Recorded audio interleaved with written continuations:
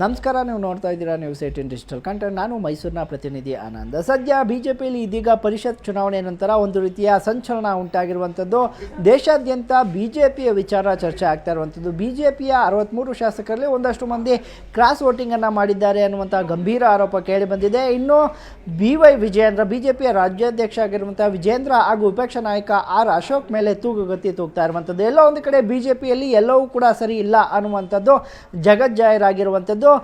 ಕರ್ನಾಟಕದ ಪಾಲಿಗೆ, ಯಾಕೆಂತೇಳಿದ್ರೆ ದೇಶದಲ್ಲಿ ಮೋದಿ ಅಮಿತ್ ಶಾ ಜೋಡಿಯಾಗ ಕರ್ನಾಟಕದಲ್ಲಿ DK ಶಿವಕುಮಾರ್ ಹಾಗೂ ಸಿದ್ದರಾಮಯ್ಯ ಅವರ ಜೋಡಿಯು ಕೂಡ ಹಾಗೆ. DK ಶಿವಕುಮಾರ್ ಅವರ ಒಂದು ಚಾಣಕ್ಯ ನೀತಿ ಹಾಗೂ ಅವರ ಒಂದು ಸ್ಟ್ರಾಟಜಿಗಳಿದೆ. ಇದನ್ನು ವಿಫಲಗೊಳಿಸುವಲ್ಲಿ ಕರ್ನಾಟಕ ರಾಜ್ಯದಲ್ಲಿ JDS ಹಾಗೂ ಬಿಜೆಪಿಯ ಮೈತ್ರಿ ಪಕ್ಷದ ನಾಯಕರು ವಿಫಲವಾಗಿದ್ದಾರೆ ಅನ್ನುವಂಥ ಒಂದು ಮೆಸೇಜ್ ಸದ್ಯಕ್ಕೆ ಪಾಸ್ ಆಗಿರುವಂಥದ್ದು. ಇನ್ನು ಮೈಸೂರಿನ ಶಾಸಕರಾದ ಶ್ರೀವತ್ಸ ಅವರ ಮತ ಅಸಿಂಧುವಾಗಿದೆ ಅನ್ನುವಂಥ ಒಂದು ಆರೋಪ ಕೇಳಿ ಬಂದಿತ್ತು. ಅದಕ್ಕೆ ಅವರು ಸ್ಪಷ್ಟೀಕರಣವನ್ನು ಕೊಟ್ಟಿರುವಂಥದ್ದು, ನನ್ನ ಮತ ಅಸಿಂಧುವಾಗಿಲ್ಲ, ಇದೊಂದು ಕುಚೋದ್ಯವಾದಂತಹ ಸುದ್ದಿ. ಈ ಬಗ್ಗೆ ಸುಳ್ಳು ಸುದ್ದಿಯನ್ನು ಹಬ್ಬಿಸಲಾಗಿದೆ. ನಮ್ಮವರೇ ನನ್ನ ವಿರುದ್ಧ ಷಡ್ಯಂತ್ರವನ್ನು ಮಾಡಿದ್ದಾರೆ.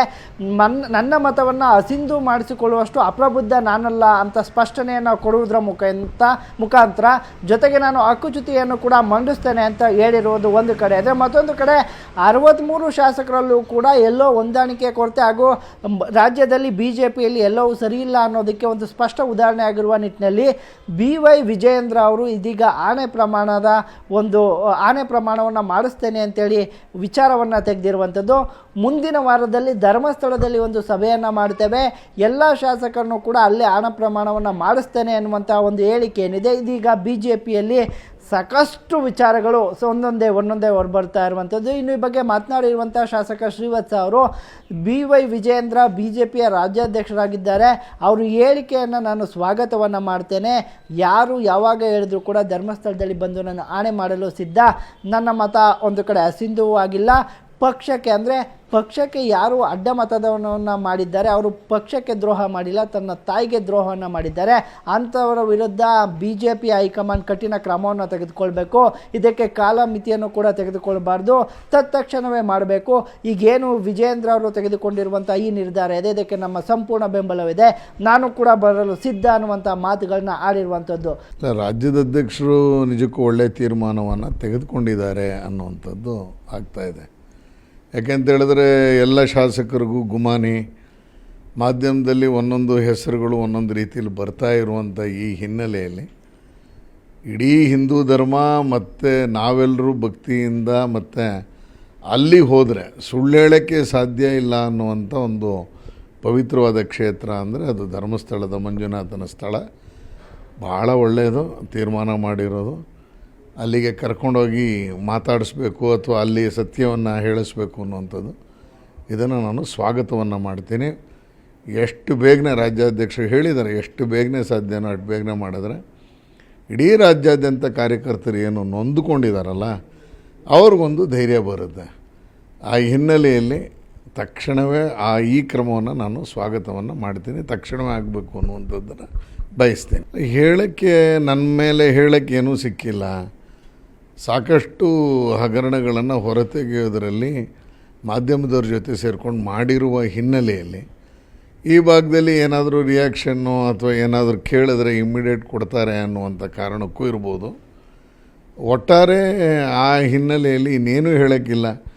ಕೊನೆಗೆ ಅಸಿಂಧು ಆಗಿರುವ ಮತದಲ್ಲಿ ನನ್ನ ಹೆಸರು, ನನಗೆ ಅಸಿಂಧು ಮಾಡಿದ್ದು ಅಲ್ಲಿ ಕೊಟ್ಟಿದ್ದಾರೆ ಅಂತ ಹೇಳಿದವರು ಯಾರು? ಯಾವ ಮೂಲನೇ ಹುಡುಕಬೇಕು, ಯಾವ ಶಾಸಕರಿಗೆ ಯಾರಿಗೆ ಅಲಾಟ್ ಮಾಡಿದ್ದಾರೆ ಅನ್ನುವಂಥದ್ದು.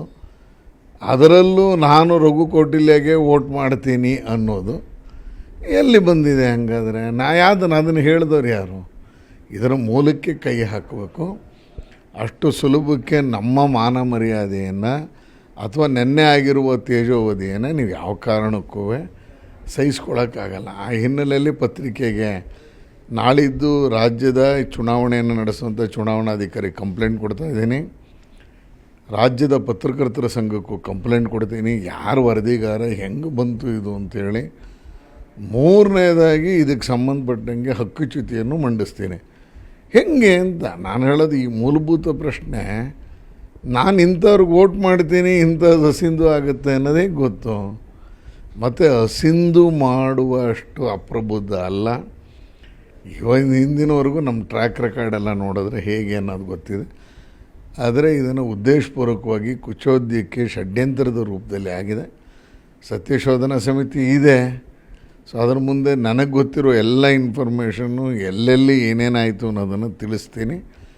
ಸದ್ಯದಲ್ಲೇ ಹೆಂಗಾರು ಕರೀತಾರೆ ಎಲ್ಲವನ್ನು ಬಿಚ್ಚಿಡ್ತೀನಿ ಅಲ್ಲೇ. ಈಗ ನಿಮ್ಮ BJPಯ ರಾಜ್ಯದ ವಿಜಯೇಂದ್ರ ಅವರ ಈ ನಡೆ ಏನಿದೆ ಸ್ವಾಗತ ಮಾಡ್ತೀರಾ ಸರ್? ಖಂಡಿತ.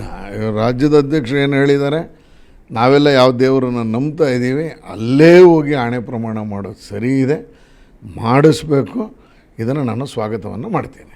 ಈಗ ಅಷ್ಟೊಂದು ಶಾಸಕರಲ್ಲಿ BJPಯಲ್ಲಿ ಇದಾಗ್ಬಿಟ್ಟಿದೆಯಾ ಸರ್? ಒಬ್ಬೊಬ್ರು ಯಾಕೆ ನಂಬಿಕೆ ಕಳ್ಕೊಳ್ಳುವಷ್ಟು ಶಾಸಕರು, ಅಷ್ಟು BJP ವೀಕ್ ಆಗಿಬಿಟ್ಟಿದೆಯಾ? ಹೈಕಮಾಂಡ್ ಇರುವಂಥ ಪಕ್ಷ, ದೊಡ್ಡ ಪಕ್ಷ ಅಲ್ಲ, ಅದೇ ಅರ್ಥ ಆಗ್ತಿಲ್ಲ. ಈಗ ನಮಗೆ ನಾವು ಯಾರಿಗೆ ಅಲ್ಲ ಇದು ಹೆಂಗೆ ಹುಡುಕ್ಬೇಕು ಅನ್ನೋದೇ ಗೊತ್ತಾಗ್ತಿಲ್ಲ. ಎರಡನೇದು, ಆ ಥರ ಶಾಸಕರು ಮಾಡಿದ್ದಾರೆ, ಮಟ್ಟಿದ್ದಾರೆ, ಹೇಗೆ ಅದನ್ನು ಪತ್ತೆ ಹಚ್ತಾರೆ? ಆದರೆ ಯಾರು ಮಾಡಿರೋದು ಅನ್ಯಾಯ. ಪಕ್ಷದಕ್ಕೆ ಮೋಸ ಮಾಡಿದವರು ತಾಯಿಗೆ ಮೋಸ ಮಾಡ್ದಂಗೆ. ಇದರಲ್ಲಿ ಎರಡನೇ ಮಾತಿಲ್ಲ. ಪಕ್ಷದ ಚಿಹ್ನೆಯಲ್ಲಿ ಗೆದ್ದ ಮೇಲೆ ಪಕ್ಷ ಹೇಳ್ದಂಗೆ ಕೇಳಬೇಕು. ಆ ನಿಟ್ಟಿನಲ್ಲಿ ಶಾಸಕರು ತಪ್ಪು ಮಾಡಿದ್ದಾರೆ ಅಂತ ಅನಿಸಿದ್ರೆ ಕ್ರಮ ತಗೋಬೇಕು.